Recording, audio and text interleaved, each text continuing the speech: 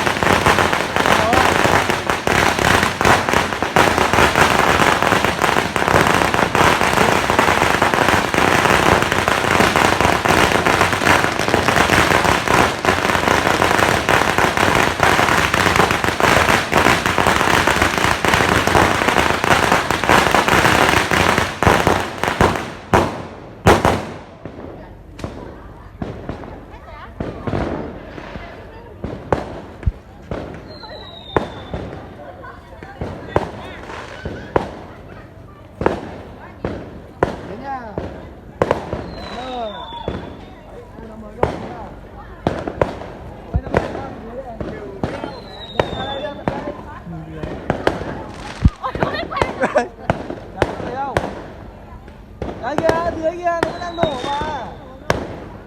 Đấy.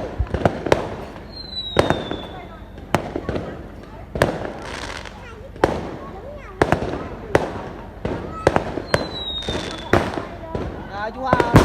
Ôi. Có cây của nó. Cây đây. Ôi. Có cây đây không? Ôi. Nhanh vào. Quả rồi. Cái ống kia đây. Vâng. Nó nổ sướng không nhỉ? Nó kêu sướng. Có được nhiều quả. Mà nó bắn to nhở, rộng nhở? Ít hơn. 8 quả. Tiền mừng tiền.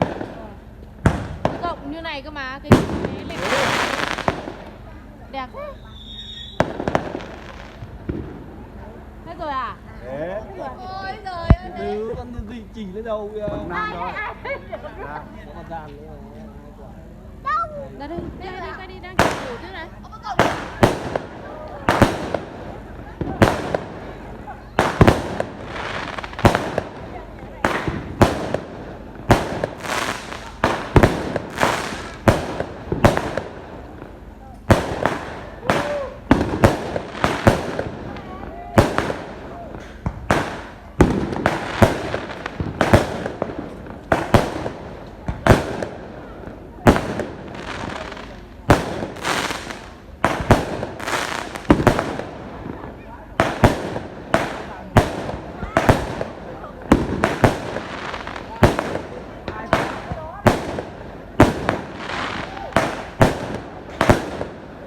Ui.